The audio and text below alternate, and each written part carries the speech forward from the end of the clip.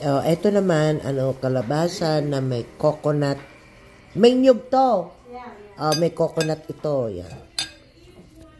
Tapos, may shrimp.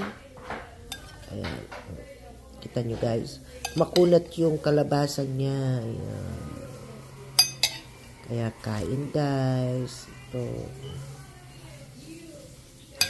Kita nyo. Oy, kain na tayo. May nyug ito. Mainit pa. Hindi na kayo. Ayan.